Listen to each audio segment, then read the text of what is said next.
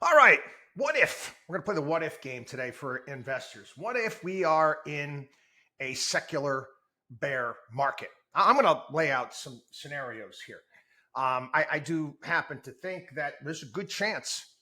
There's a good chance that based upon the current polls I see right now and the direction the Republicans are going, I think that Joe Biden could get reelected. Or if they decide to discard him, maybe it'll be Gavin Newsom. I don't know. We get more state-run capitalism under the Biden administration. We talked about that. Joe Biden is actually going to give his Bidenomics address today as he basically kicking off his campaign. So let's just say we are in a secular bear market. Meaning what? Meaning market goes sideways until 2026. Get your arms around that because it could happen. It most certainly can happen.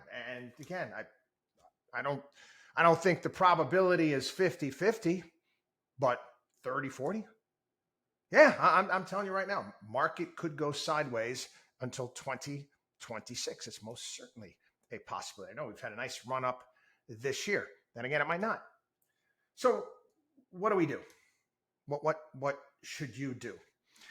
Again, one of the things, and I've been through these secular bear markets plenty of times throughout my history.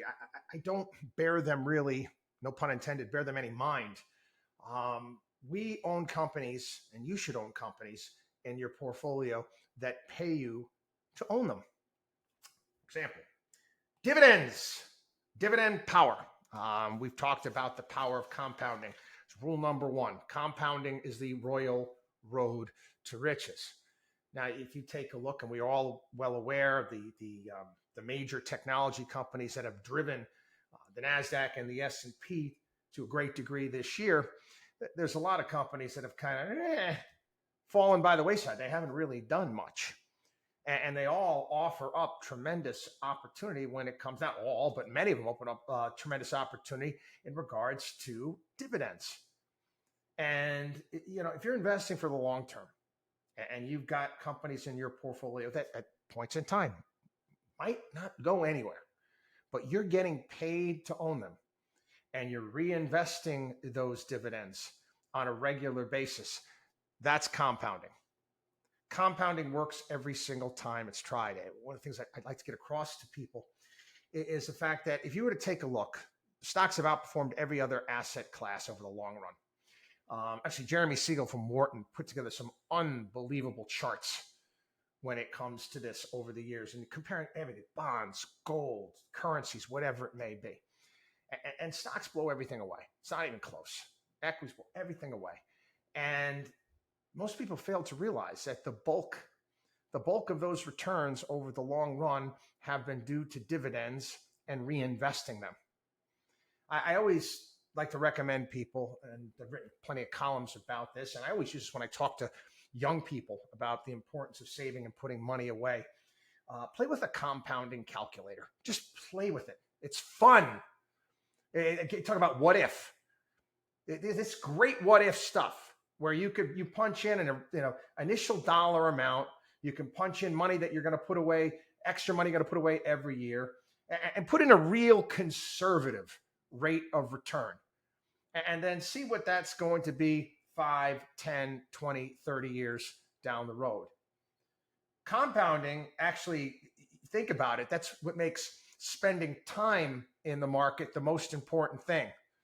Rather than trying to time the market and rather trying to guess what's going to happen next, don't time the market. Spend time in the market. By doing that and letting compounding work its magic, for crying out loud, Albert Einstein, for crying out loud, called it one of man's greatest inventions. Let it go to work for you. So again, when we might go through a period of time, I said, I don't know. I don't know who's going to win the next election. This is the important thing you need to understand about what we do here at the WatchDog on Wall Street, or what we do at Markowski Investments. Okay, we don't take flyers or try to guess what's going to happen next over the short term. We don't allow elections or the Federal Reserve to determine how we're going to go about managing our clients' money.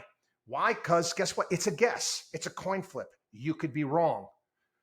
We know what works and what works over time, where we can be consistently right. And if you apply that and that way of thinking to everything that you do, you're going to have a great portfolio. WatchDog on WallStreet.com.